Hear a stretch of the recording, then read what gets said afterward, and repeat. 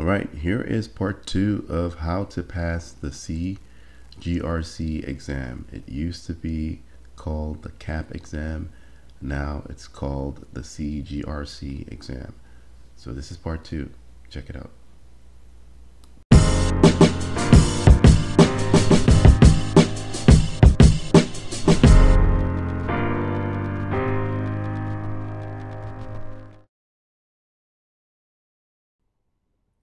So the next one on the list is NIST 800-37 Rep 2. I believe we've already looked at that, but let's just browse through.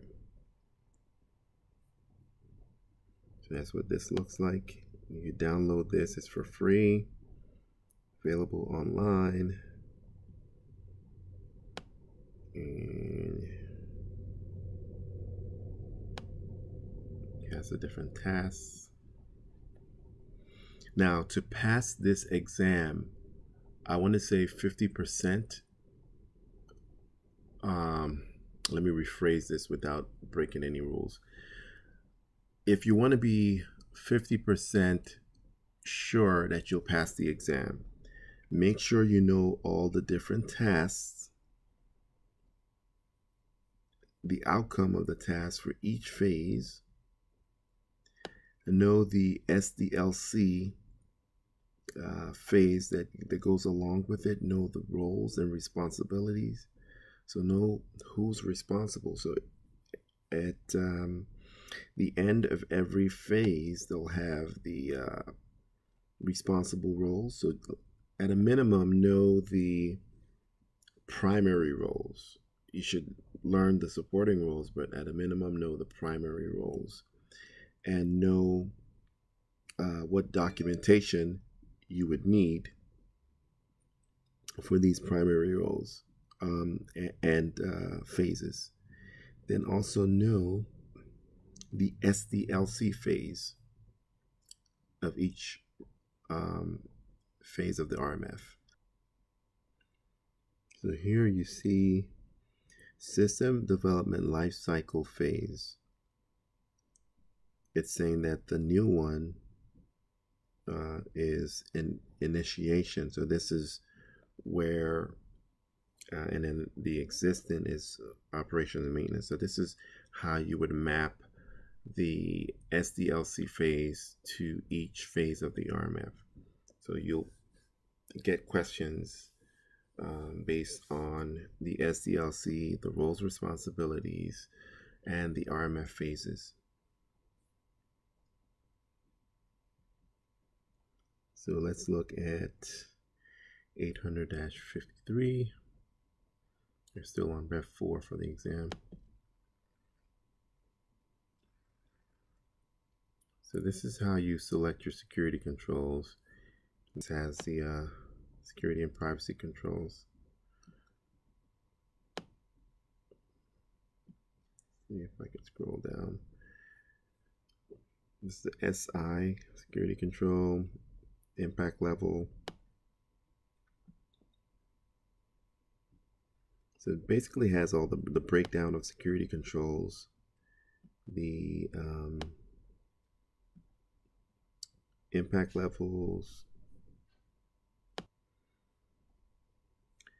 So it has the control number and description.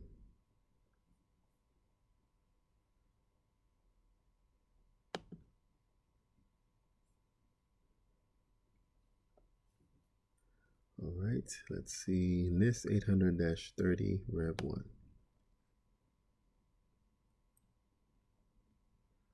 Guide for conducting risk assessments.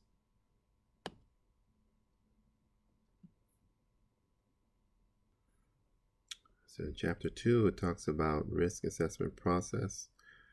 And this is their risk assessment process, what we talked about FARM. So go read that.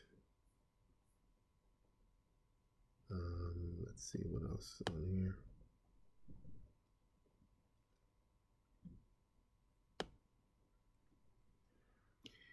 So this is not a very long document. So make sure you read that for the exam. or again, just get the book.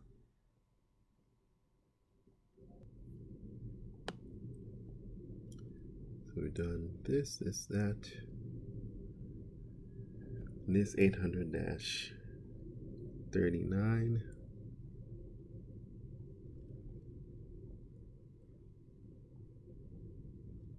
Managing information security risk.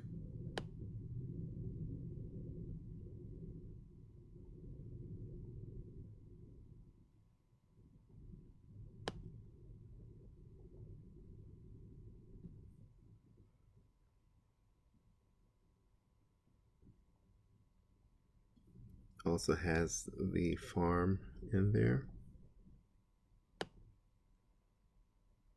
along with this diagram that you would find in 800-37 as well, where it talks about the tiers. One is organizational or organization. Second tier is mission, business process. Third tier is information system. So this is where you have your C-suite, your CIO, Chief Information Officer, Chief Information Security Officer. And then down here is when you have your technical people. So it's more strategic at the top, more tactical at the bottom. Next is FIPS 199.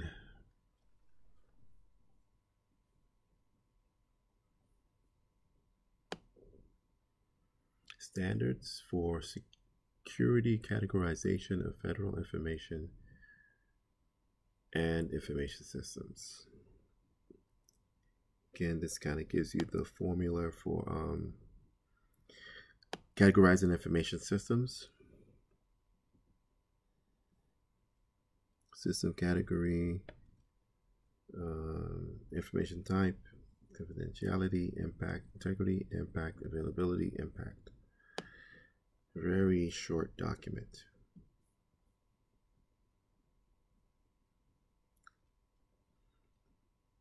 And this we've already covered in the class. This 800-60. Let's take a look at this one, 800-137 for continuous monitoring.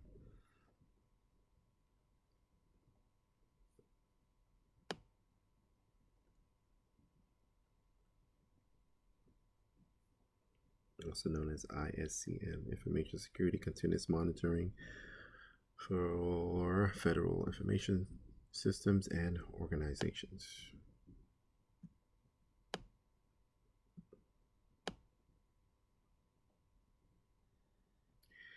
This is also in 800-37.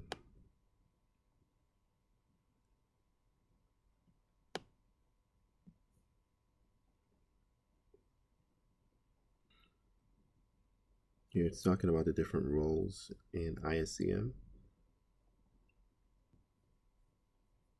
And here the process.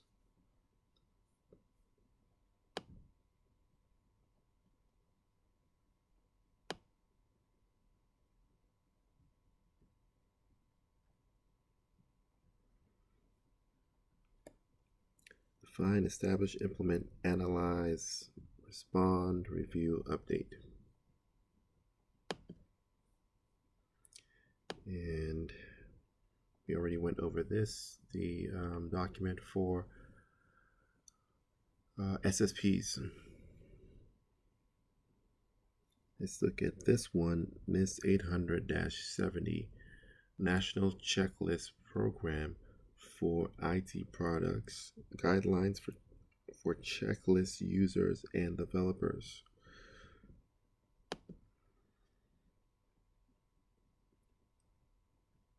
So this will be a good one for those who will be implementing information systems, security controls on information systems. Kind of gives them a checklist of what to do.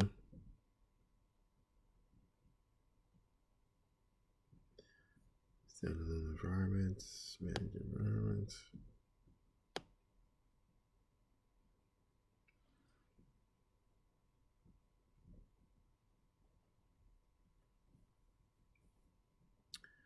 Not much here for us security professionals. Here will be a testing guide as well for the implementation phase. But mainly, I would say if you're going to spend your time on anything at all, it will be this document, NIST 800-37, and where is it? 800-53. Those would be the two I would focus more time on. And if you can, get this book. The next thing to do is study, study, study, and do lots of practice tests.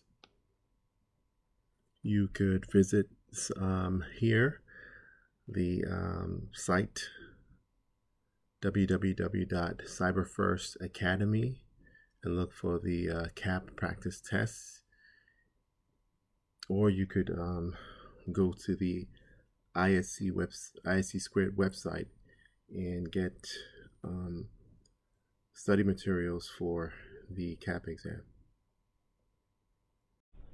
Hey guys, if you are planning to take the CAP exam, the Certified Authorization Professional exam by ISC Squared, I highly recommend that you visit www.cyberfirstacademy.com and purchase the CAP exam practice test. We have a total of 625 questions that could help you pass the CAP exam. Don't forget to subscribe and like. We're also on IG at CyberFirst Solutions. Thank you.